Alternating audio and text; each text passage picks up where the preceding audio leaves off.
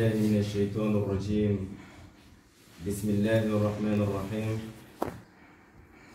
الحمد لله رب العالمين وأشهد أن لا إله إلا الله وحده لا شريك له وأشهد أن محمدا عبده ورسوله محمد أنت الذي لما رفعت إلى السماء بك قد سمت وتزينت لسورك أنت الذي ناداك ربك مرحبا ولك دعاك وهداك صلى عليك اللهم يا علم الهدى محمد جاءك الشمس إذا ضحاها من تمسك بسنته عاش في النور النهار إذا جلى. Mes chers frères, que la paix et la miséricorde d'Allah et sa bénédiction soient sur vous. Remercions notre Seigneur Tabaraka wa Ta'ala et prions sur notre bien-aimé Muhammadun alayhi salatu wassalam.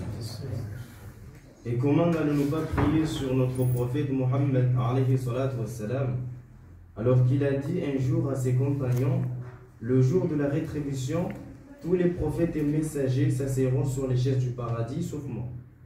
Les compagnons étaient étonnés. Ils lui ont dit: pourquoi? Tu ne vas pas t'asseoir sur une chaise du paradis alors que tu es le plus grand des messagers. Il a dit que je ne m'asserai pas sur une chaise du paradis, de peur que la chaise du paradis ne m'emporte au paradis et laisser derrière moi ma communauté sous le soleil intense. Tabir. Comment n'allons-nous pas prier sous son prophète? Alors qu'il a dit que Dieu a donné à chaque prophète et à chaque messager une prière, grâce à laquelle il a exaucé tous ses vœux. Et tous les prophètes et messagers ont demandé leurs vœux ici, sauf moi, j'ai laissé ma prière jusqu'au jour de la rétribution pour sauver ma communauté. Comment n'allons-nous pas prier sur ce prophète? Lorsqu'il était en train d'agoniser, l'ange de la mort a commencé à retirer son âme. Vous savez que le prophète, il a senti des douleurs intenses. Vous savez que la mort est très douloureuse. La mort est très douloureuse. Même le jour où l'ange de la mort va mourir, lorsqu'il va commencer à retirer son âme, il dira à son Seigneur, il va dire: Rabbi, law kuntu a'lamu anna sakarat al-maut shadidatun hakada, la talabtu minka an tu'afini min qabd arwah al-'abad. Ô Seigneur, si je savais que la mort était très douloureuse comme ça, j'allais te demander de m'épargner, de retirer les âmes de tes serviteurs. Tellement la mort est très douloureuse. Et lorsque l'ange de la mort a commencé à retirer l'âme du prophète, le prophète a senti des douleurs intenses. Il a dit à l'ange de la mort, il a dit que est-ce que la manière dont tu retires mon âme, c'est la manière dont tu vas retirer les âmes de toute ma communauté? L'ange de la mort lui a dit: c'est parce que tu es le prophète, mais les autres, je vais les retirer très douloureusement. Le prophète a dit: prends toutes les douleurs de ma communauté et fais-moi sentir aujourd'hui pour que ma communauté ne sente rien. Et comment n'allons-nous pas prier sur ce prophète? C'est le prophète, Dieu lui a donné une très grande noblesse. Il nous a dit que Inna li asma, j'ai des noms. Ana Muhammad, je suis Muhammad. Wa ana Ahmad, et je suis aussi Ahmad. Wa ana al-Mahi, et je suis aussi al-Mahi, il s'appelle al-Mahi. Alladhi yamhu Allah bil kufra, je suis celui grâce auquel Allah il a effacé toute la mécréance. Wa ana al-Hashir, alladhi yuhshar an-nasu ala qadami, et je suis al-Hashir, celui auquel tous les gens vont se rassembler autour de lui. Le jour de la rétribution, tous les gens vont se rassembler autour du prophète. Ils iront tous chez Adam alayhi salam pour demander le sauvetage. Adam leur dira que je ne peux rien faire pour vous ici. Ils iront tous chez Ibrahim. Ibrahim leur dira la même chose. Ils vont tous chez Moussa. Moussa leur dira la même chose. Ils iront chez Isa. Isa leur dira la même chose. Et ils iront chez Muhammad alayhi salatu wassalam, et le prophète leur dira: Ana laha, j'ai le sauvetage, j'ai le sauvetage. Et il va intercéder en faveur de sa communauté.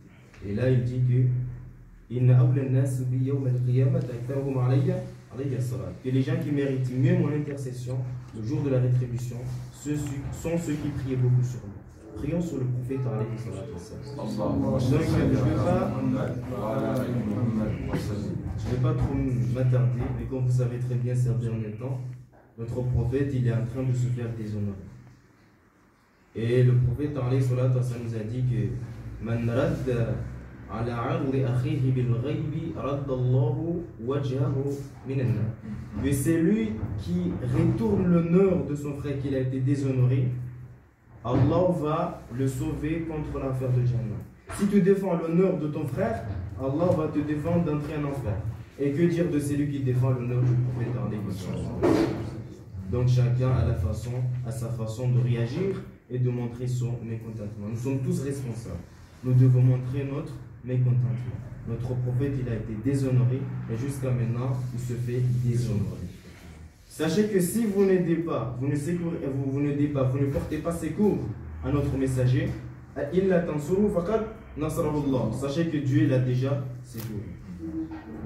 Sachez que si vous n'aidez pas Allah, si vous ne protégez pas la dignité de notre prophète, Allah,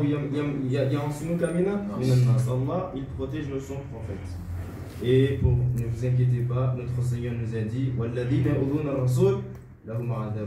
les gens qui offensent le prophète, ils auront un châtiment glorieux. Ces gens-là, Allah les a réservé un châtiment glorieux. Je ne vais pas trop m'étarder. Je tiens à vous remercier la communauté malienne. Pour ceux qui ne me connaissent pas, comme il a déjà présenté, je suis Mohamed Hassan, je suis le président des étudiants musulmans. Je vous aime beaucoup, déjà je suis devenu un malien. Chaque fois que je viens avec les maliens, je commence à comprendre quelques termes en Kalango. Donc je vous aime très bien. Alhamdulillah, je suis très content d'être avec vous ici. Wa alaykoum salam wa rahmatullahi wa barakatuh.